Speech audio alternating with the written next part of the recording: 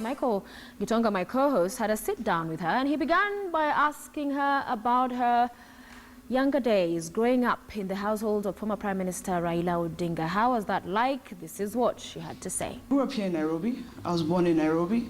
I went to Rusinga School and afterward Brook House School. And thereafter I went to do my university studies in America. Aside from that, I'm a photographer, I'm a writer.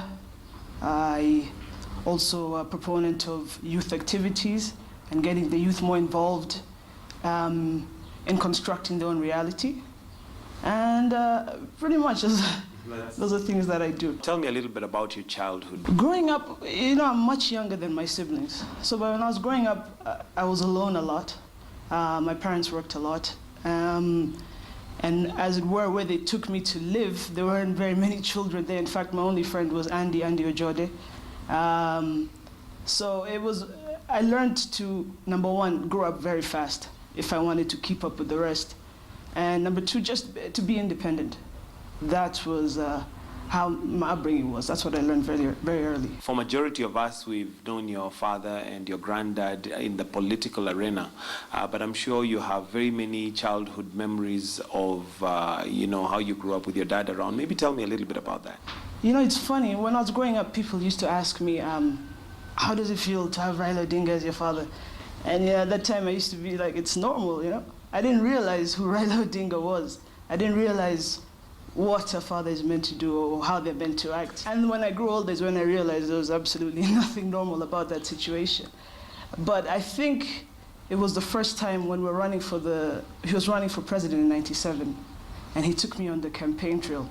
In 97, I was 7, I was about 7 or 6. And that time it was NDP, Tinga, the tractor. And we went to Woodley, and he put me on top of this tractor that drove right into Kibera. So here I was 6 years old, and I just remember seeing the crowds coming towards the car and being afraid, but not really afraid because they were smiling, they were cheering, they were staring. And then at that point, I think, is when I realized who Raila Odinga is, that he's not just like every other father. But I like that he exposed us to those situations. And he'd also call us up to speak at these rallies, which was frightening at the time, but now I'm very happy because now we can speak in public. But are there some childhood memories you remembered? Like, did he used to take you out swimming? Did he used to cook for you? Just some of those things that fathers do that we may not see in the public light. His big thing was traveling. He was very insistent on us traveling, especially traveling alone. But I think he used to take us out. He used to take me out, as I told you, I was much younger, on Sunday to go swimming at Lillian Towers. And so we'd go, and while I was swimming, he'd be in the gym. He's always been a gym rat. And that was something that we used to do. It became special, like every other Sunday or one Sunday a month. I would get to hang out with my dad for a change. So it was really special then. Tell me a little bit about your mom. Yeah, she's quiet. She works in the background.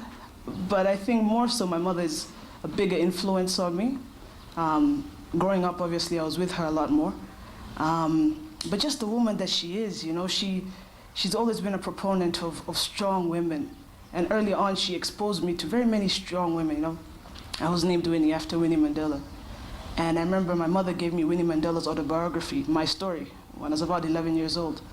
And when I read it, it changed my life, because I could see who I was named after. I could connect with her. And it sort of exposed me to this realm of strong women who may not necessarily be given a platform to discuss what they've done. And so I started reading about the likes of Indira Gandhi, Benazir Bhutto. Benazir Bhutto, who was also influenced me a lot because there were similarities, her father was also the prime minister at some point. So I think seeing my mother do that and getting out there really exposed me to a lot. And you pretty much grew up alone because your siblings were not around. Tell me about them. Where were they? They were all in college. Junior is the closest in age to me, Raila, and he's 11 years older than me. So probably when I was in kindergarten, he was in high school. The same with Rosemary, it's 13 years, and with Fidel, it was 17 years. So they were always in college, but they would write, they would call. I didn't see them as much, but I would go visit them as well. You know, actually the first time I actually remember seeing Fidel, I was 11 years old. My father sent me to America all on my own, you know. He used to do crazy things like that. Yeah. So he put me on an airplane. And so I went to stay with my sister Rosemary. And Fidel lived in DC at that time. And I remember walking into his apartment, and he wasn't home. But Fidel being Fidel, his house was full of people, all his friends who had come over. And then he walked in maybe an hour later. And we were so awkward, we didn't know how to be with each other because, you know, I'm a little kid and he's a grown man, but, you know, we're meant to be siblings. And from then on, it was, after we got over the awkwardness, we just meshed. Well, with Rosemary, my only sister, obviously, she taught me a lot. In fact, I see her every day now. We're very close. Junior influenced me a lot in terms of sports. As you know, I was a very big sports player. I played on the Kenya national team when I was younger. Junior introduced me to basketball. What particular game did you play? Basketball. Okay. Introduced me to basketball, to video games. He actually made me sort of a tomboy. And music, rap music. What are some of the special moments that you remember with Fidel? God, there are many. Traveling. We used to laugh a lot. We usually used to go for, like if it's a meeting with my dad or something like that, and to be Fidel and I, and we just, you know, like make fun of the situation or sort of add a light touch to what was going on. We used to laugh a lot. He seemed to have been a very easy guy, you know, to get along with. He had many friends around him. Did that influence you in any way? He was very respectful of everybody, you know. And it was very important for him to not forget where he was from, and he was very proud of being an Odinga. You know, I myself am proud of being an Odinga, but you know, sometimes that creates ideas in people's heads of who you are. And so most often I go by Kazi. All of my friends call me Kazi. So I didn't really like approaching people as Winnie Odinga. And so Fidel always said, don't be ashamed to be an Odinga. Don't be afraid to be an Odinga. Yeah, you know, like, you know how far the Odingas have come. So but in his way of expressing that, but still being extremely humble. And he had time, which is, you know, I have to work on my patience, but Fidel had this enormous patience for everybody. Do you have any political ambitions? No. You know, when you're a child of a politician, it kind of goes two ways, you know? You either love politics or you hate politics. But one thing you can't deny is that you're a little bit of a politician inside. So right now, I'm just focusing on, you know, my business and my school. But the same with politics. I've always been of the opinion that it's not something you decide. You know, I don't really support those career politicians.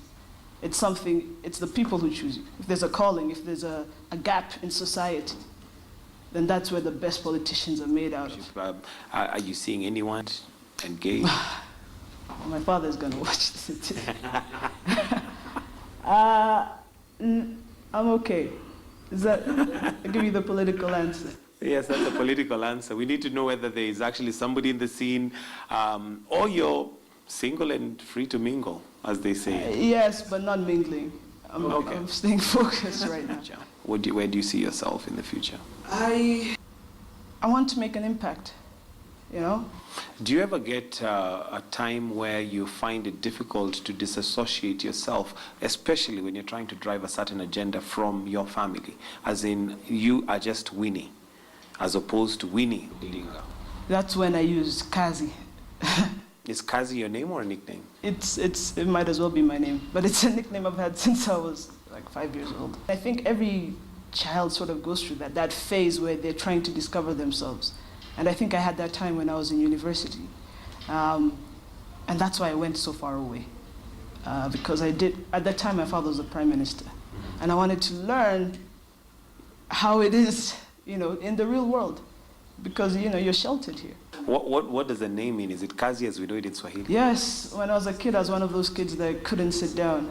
You know, always working, cleaning the house, washing the clothes, cooking, whatever it was. What qualities do you think you've taken from your mom? You mentioned that the hard work, is from your dad. What have you got from your mom? My mom is that pride of being a woman, that strength. She always used to buy me these T-shirts when I was small, like anything a man can do, a woman can do better, you know? And I think subconsciously I kept getting those messages subliminally from her. The independence she used to drive, you know, she would drive us to Bondo, you know, those days with the stick shift. Yeah, or crazy things, and cook and do all those things, but she was doing quite a bit. You mentioned that there are some disadvantages, the advantages of course and disadvantages of being an Odinga. What are some of those disadvantages? There are a few, like your bill is never the correct amount, you know? What do you mean? Like your bill is always a few thousand bob higher. I'm just kidding, but there's just I don't like people making a fuss around me. I prefer things a little bit simple. And there's certain fusses that come about. I don't want to get so into this, but there's certain fusses that come about when people hear you're so and so. There's certain places you might want to go but can't go because of what the reaction would be. You know, there's certain, in a way, especially more and more when you're the prime minister, you can't really live your life. It's always with the thought of, you know. You have to think about the repercussions. Exactly. I mean, it makes you responsible, but when you're a kid, you know.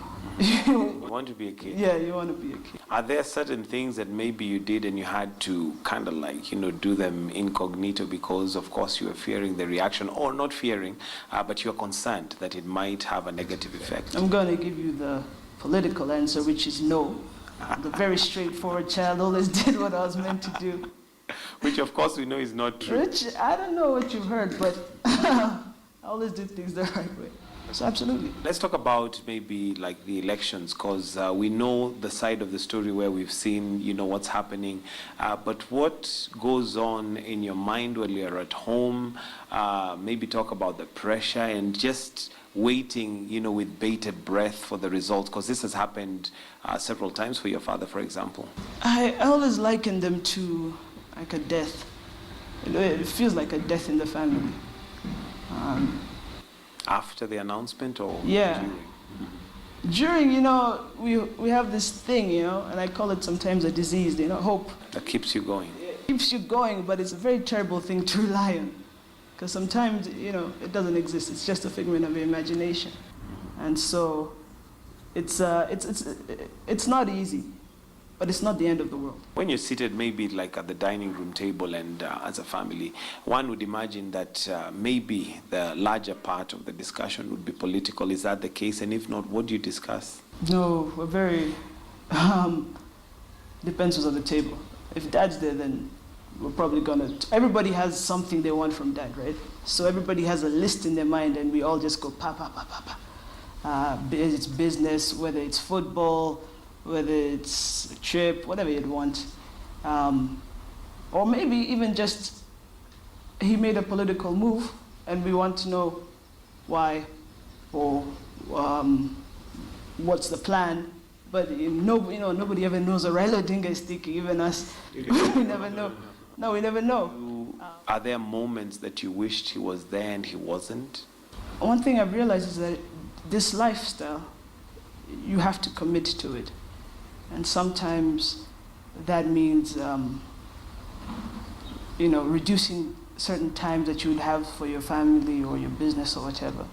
But I think I'm just like him. I think I see the bigger goal, right? And I think we all have to make sacrifices, even him. So I don't think there was a time where I was like, he should have been here. No. Maybe small. Where do you see yourself in, the future, in many years to come? What's your ambition? Where do you want to be? I'm in energy right now. So if I could be further up the chain in energy, absolutely.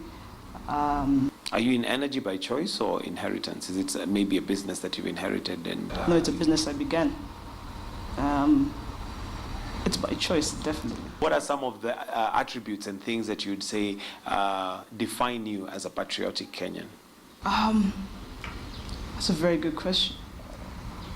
I don't think it's, this patriotism is a public display. I feel like it's a personal feeling, you know, what you feel for your country. And you know, sometimes people, this politics clouds the mind and people say, I don't want to be Kenyan, the system doesn't work, etc. But forget about that and think of Kenya as itself, you know, our animals, our tourism, our rainforests, our savannas, etc., etc. Those things that people fly miles to come and see, pay thousands of dollars to come and see, those are ours. And so we must claim ownership of these things. We always say, oh, the government is going to do it, oh, the government is not doing it, then you do it. You know? Why do you have to wait? And you say, I'm not elected. You don't have to be elected to make a change. You know, just be a good citizen. Okay, one of the things that we know about him is that he's he has a charm. He has a way of communicating using various stories and, you know, just a humorous way, let me put it that way. And vitendawili, is he the same at home? He tries, but we stop him. Yeah? I mean, he's a regular dad, so you probably, like that kitendawili you're hearing at a rally, I've probably heard it 50 times. Tell me something that maybe we don't know about Winnie. I'm a poet. What? Oh, you're a poet? Yeah. Okay. I write my poetry. Spoken word, really. And do you perform? I used to. I haven't really found the venues. But if there are some, I hope somebody would invite me, because I've been looking. Maybe you can just do a bit of spoken word. No.